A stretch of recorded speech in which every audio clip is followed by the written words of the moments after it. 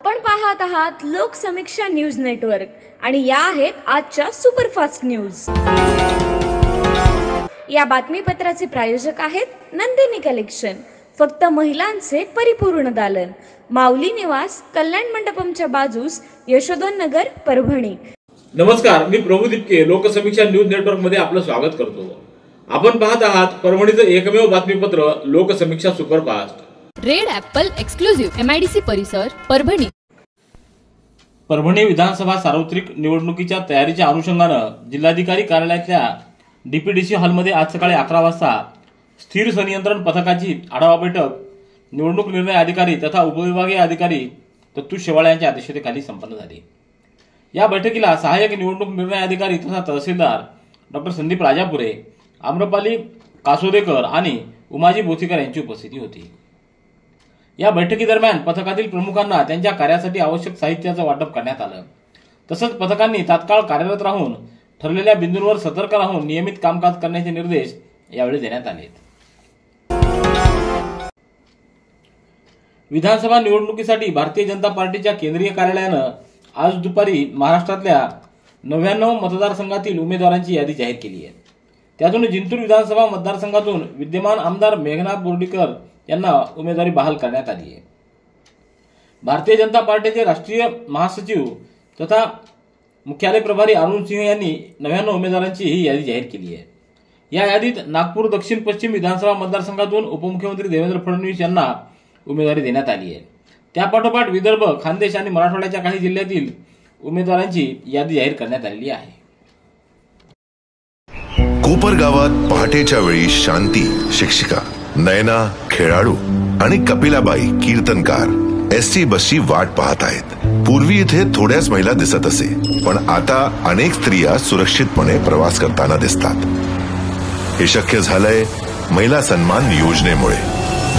या योजनेने महाराष्ट्रातील महिलांना 50% सवलतीत ST बसने प्रवासाची सुविधा मिळवून दिली व प्रवास अधिक सुखद आणि किफायतशीर देखील झाला। याचा फायदा असा झाला की पैशांच्या होणाऱ्या बचतीमुळे शांतीला घर खर्चासाठी जास्त पैसे मिळू लागले। नयना स्वतःसाठी रनिंग शूज घेऊ शकली, तर कपिलाबाईंनी कीर्तन शाळा सुरू केली। खेळ असो किंवा व्यवसाय, महिला आज सर्व क्षेत्रात पुढे आहेत। देवाभाऊंनी ही योजना आणून महिलांना सक्षम आणि सन्मानित केलं आहे।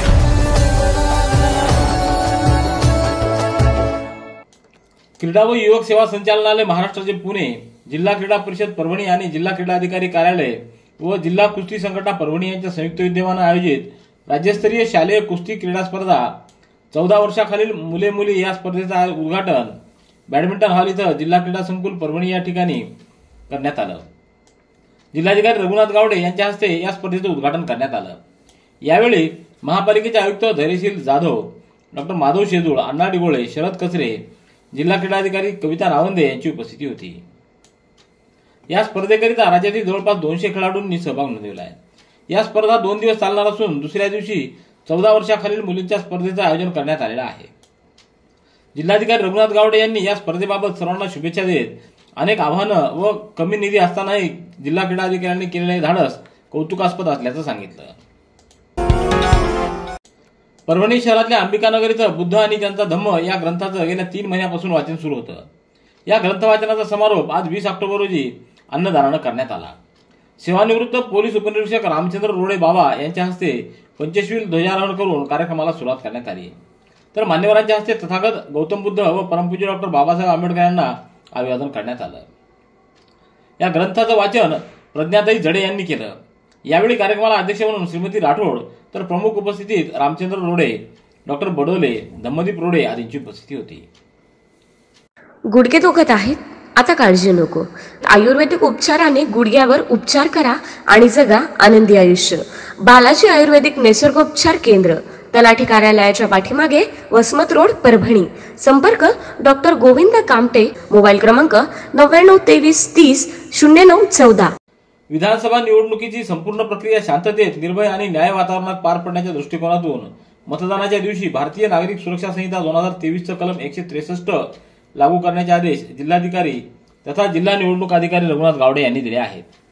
यामध्ये मतदान केंद्राच्या ठिकाणापासून 200 मीटर परिसरातील सर्व पक्ष कार्यालय, उमेदवाराचे मंडप, सर्व दुकानं, mobile, cordless phone, pager, wireless set, ध्वनिक्षेपक व सर्व प्रकारचे फेरीवाले व इतर इलेक्ट्रॉनिक उपकरणं तसंच निवडणुकीच्या कामाव्यतिरिक्त खासगी वाहनं, संबंधित पक्षाच्या उमेदवाराच्या चिन्हाचं प्रदर्शन व निवडणूक कामाव्यतिरिक्त व्यक्तीला प्रवेश करण्यास प्रतिबंध काढण्यात आला आहे. परभणी विधानसभा मतदारसंघातील उमेदवारी अर्ज दाखल करण्यासाठी 22 ऑक्टोबरपासून सुरुवात होत असून उद्या 21 ऑक्टोबर रोजी परभणीच्या तहसील कार्यालयात उमेदवारी अर्ज दाखल करण्याची रंगीत तालीम करण्यात येणार आहे. यासाठी जिल्हा प्रशासनाकडून तयारी करण्यात आली असून निवडणुकीच्या काळात उमेदवारांना कोणतीही असुविधा होऊ नये यासाठी हे पाऊल उचललं जात आहे. उपविभागीय दंडाधिकारी दत्तू शेवाळे आणि तहसीलदार डॉक्टर संदीप राजापुरे यांच्या मार्गदर्शनाखाली उद्या ही रंगीत तालीम होणार आहे. परभणी तालुक्यातल्या झरी इथं मयताच्या नावे वृक्षारोपण करून आस्थी नदीत विसर्जन न करता झाडाला टाकली या पर्यावरणपूरक उपक्रमाचं कौतुक सध्या करण्यात येते. झरी येथील कुमारी अनुष्का नितीन रगडे यांचं काल अल्पशा आजाराने निधन झालं. त्यांचा अंत्यविधी झरी येथील मातोश्री इंदिराबाई देशमुख वैकुंठधाम इथं करण्यात आला. झरी इथं नवीन प्रथेप्रमाणे मयताच्या नावे 7 झाडं लावून त्यांच्या अस्थी नदीमध्ये न टाकता त्या नवीन लावलेल्या झाडाला टाकण्यात आल्या. अशीच प्रथा प्रत्येक गावामध्ये व्हावी, त्यामुळं वृक्ष लागवड वाढेल आणि अस्थी नदीमध्ये टाकल्यामुळे नदीचं प्रदूषण देखील होणार नाही, असं आवाहन कृषीभूषण कांतराव देशमुख यांनी केलंय. यावेळी 7 बोधी वृक्ष लावण्यात आलेले आहेत. परतीच्या पावसानं पूर्णा प्रकल्पाच्या पाणलोट क्षेत्रात मोठ्या प्रमाणात पाणी आल्यानं काल दुपारनंतर येलदरी धरणाचे सर्व 10 वक्र दरवाजे अर्ध्या मीटरनं उघडण्यात आले आहेत. यामधून 23,700 क्युसेक्स एवढा विसर्ग नदी पात्रात सोडण्यात येतोय. त्यामुळे पूर्णा नदीला मोठा पूर येण्याची शक्यता आहे. येलदरीच्या वरील बाजूला असलेल्या खडकपूर्णा धरणाचे 19 दरवाजे अर्ध्या मीटरनं उघडून त्यातून 44,395 क्युसेक्सनं विसर्ग सोडण्यात आल्यामुळे येलदरी धरणात मोठ्या प्रमाणात पाण्याची आवक होतीये. त्यामुळे 18 ऑक्टोबर रोजी मध्यरात्री 12 वाजता येलदरी धरणाचे 2 दरवाजे उघडण्यात आले होते. शनिवारी सकाळी 9 वाजता आणखी 2 असे 4 दरवाजे अर्ध्या मीटरनं उघडण्यात आले. परंतु धरणातील पाण्याची आवक वाढत असल्यामुळे व येलदरी धरण याआधीच तुडुंब भरल्यामुळे अतिरिक्त पाणी सोडण्याशिवाय पाटबंधारे विभागाकडे पर्याय नसल्यामुळे धरणाचे संपूर्ण 10 दरवाजे उघडण्यात आले आहेत. त्यामुळे पूर्णा नदीकाठच्या नागरिकांनी सतर्क राहावं असं आवाहन करण्यात आलंय. स्थानिक गुन्हे शाखेच्या पथकानं 19 ऑक्टोबर रोजी सायंकाळच्या सुमाराला नवामोंढा भागात कारवाई करत काळ्या बाजारात जाणारे तब्बल 115 पोते धान्य जप्त केले. या कारवाईमध्ये 91,000 रुपयाच्या धान्यासह 2,16,000 रुपयाचा मुद्देमाल जप्त करण्यात आला आहे. पुढील कारवाईसाठी हे धान्य अन्य संशयित आरोपींना कोतवाली पोलिसांच्या स्वाधीन करण्यात आले. परभणीतल्या नवामोंढा भागातील RR ट्रेडर समोर 2 पॅजो ऑटोमध्ये रेशनचा माल भरला जात असल्याची माहिती मिळाली होती. त्यावरून पोलिसांनी ही कारवाई करत 88,000 रुपयाचा तांदूळ आणि 3,000 रुपयाचा गहू असा 115 पोते धान्य जप्त केला आहे. Red Apple furniture, smart furniture for smart people, exclusive Parbhani शहरातील भव्य शोरूम रेड ॲपल एक्सक्लुझिव्ह, भारतातील स्मार्ट फर्निचर ब्रँड आता आपल्या परभणी शहरामध्ये. हो, आता आपल्या परभणी शहरामध्ये. या अंतर्गत ऑफिस, बेडरूम, डायनिंग, लिव्हिंग इत्यादी प्रकारचे फर्निचर आपणास मिळेल. Bedroom set, bed, dressing table, sofa set, कपाट, डायनिंग टेबल, टीपॉय आणि स्टील फर्निचर इत्यादी सर्व प्रकारचे फर्निचर तेही आकर्षक किमतीमध्ये उपलब्ध आहे. एक वेळ अवश्य भेट द्या. रेड ॲपल फर्निचर, MIDC परिसर, भारतीय स्टेट बँकेच्या जवळ, परभणी. पाथरी एसटी आगारातील चालक पदावर कार्यरत असणारे रघुनाथ पारवे यांची मुलगी कुमारी पल्लवी पारवे यांची निवड मुंबई येथील पोलीस विभागात झाली असून तिनं 9 महिन्याचं प्रशिक्षण पूर्ण करून ती आज 20 ऑक्टोबर रोजी आपल्या मूळ गावी वडी इथं तिचं आगमन झालं. यावेळी गावकऱ्यांनी गावातून तिची भव्य मिरवणूक काढून तिचं जल्लोषात स्वागत केलं. तर माझं गाव माझं योगदान या उपक्रमातील युवकांनी व गावातील ग्रामस्थांनी तिची भव्य मिरवणूक वडी येथील महादेवनगर इथून काढण्यात आली. गावातील महिलांनीचं औक्षण करून तिला पुढील सेवेसाठी शुभेच्छा दिल्या आहेत. जिल्हास्तरीय शालेय स्पर्धेअंतर्गत 14, 17 आणि 19 वर्षाखालील मुले मुलींच्या गटामध्ये परभणी शहर महापालिकेच्या वतीनं बॅडमिंटन स्पर्धा घेण्यात आल्या. तायक्वांदो असोसिएशन, महाराष्ट्र ऑलिम्पिक यांच्या वतीनं जिल्हास्तरीय शालेय तायक्वांदो स्पर्धा घेण्यात आली. या स्पर्धेचं उद्घाटन शिवाजी महाविद्यालयाचे संचालक PR जाधव यांच्या हस्ते करण्यात आलं. यावेळी धनंजय मनसोडे, लक्ष्मी मगर, प्रल्हाद राठोड, ऋतुजा पाटील, तुकाराम ठोंबरे, पृथ्वीराज पाटील, अयोध्या पवार, सुहास नाटकर, गजानन जाधव, राजू कानखडे आदींची उपस्थिती होती. विधानसभा निवडणुकीची आचारसंहिता अंमलात आलेली आहे। त्यामुळे परभणी जिल्ह्यातील विधानसभा निवडणुकीची संपूर्ण प्रक्रिया शांततेत, निर्भय व न्याय वातावरणात पार पडण्याच्या दृष्टिकोनातून परभणी जिल्ह्यातील निवडणूक निर्णय अधिकारी, सहाय्यक निवडणूक निर्णय अधिकारी आणि खर्च नियंत्रक अधिकारी यांना निवडणूक कालावधीमध्ये शस्त्रधारी सुरक्षा पुरवणं आवश्यक आहे। त्यासाठी जिल्हाधिकारी रघुनाथ गावडे यांनी जिल्ह्यातील निवडणूक निर्णय अधिकारी, सहाय्यक निवडणूक निर्णय अधिकारी आणि खर्च नियंत्रक अधिकारी यांना निवडणूक कालावधीमध्ये शस्त्रधारी सुरक्षा रक्षक निवडणूक प्रक्रिया पूर्ण होईपर्यंत पुरवण्यात आले असल्याचे आदेश काढले आहेत। Homoeopathic academy of research and charities संस्था परभणी व हिंगोली जिल्ह्यातील ग्रामीण भागातील जिल्हा परिषद शाळेत शिकणाऱ्या 300 एकल पालक व अनाथ बालकांना दिवाळी किट देऊन त्यांच्या आयुष्यात आनंद निर्माण करणार आहे। समाजातील वडिलांचं छत्र हरवलेल्या एकल पालक व अनाथ बालक बिकट परिस्थितीमुळे दिवाळीच्या आनंदापासून वंचित राहू नयेत म्हणून HRC व हिंगोली जिल्ह्यातील निवडक वाचनप्रेमी जिल्हा परिषद शाळेत शिकणाऱ्या संस्थेनं वैयक्तिक पातळीवर निवडलेल्या 300 एकल पालक बालकांना दिवाळी किट देऊन मदत करण्यात येणार आहे। याप्रसंगी डॉक्टर पवन चांडक, प्राध्यापक शिवा आयथळ, आशा चांडक, पद्मा भालेराव, शीतल राजुरे, चंद्रकांत राजुरे, मारुती डोईफोडे, राजेंद्र खापरे, संतोष रत्नपारखे, भाग्यश्री कवठाळे, रेणुका तिळकरी, विशाखा हेलसकर, विद्या राठोड यांची उपस्थिती होती।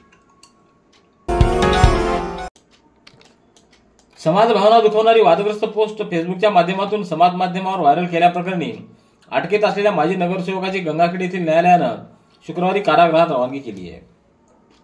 समाज माध्यमावर वादग्रस्त पोस्ट करणाऱ्या व्यक्तीविरुद्ध कडक कारवाई करण्याचा इशाराही पोलीस निरीक्षक दीपक कुमार वाघमारे यांनी दिला आहे। गंगाखेड शहरातील शिवसेनेचे शहराध्यक्ष तथा माजी नगरसेवक अर्जुन पुरनाळे यांनी कोणतेही कारण नसताना 17 ऑक्टोबर रोजी अफगाणिस्तान, बांगलादेश व पाकिस्तान या देशांचा उल्लेख असलेली पोस्ट फेसबुक या समाज माध्यमावर व्हायरल करत बौद्ध समाज बांधवांच्या भावना दुखवल्या व दोन समाजामध्ये द्वेष निर्माण करण्याचा प्रयत्न केला होता।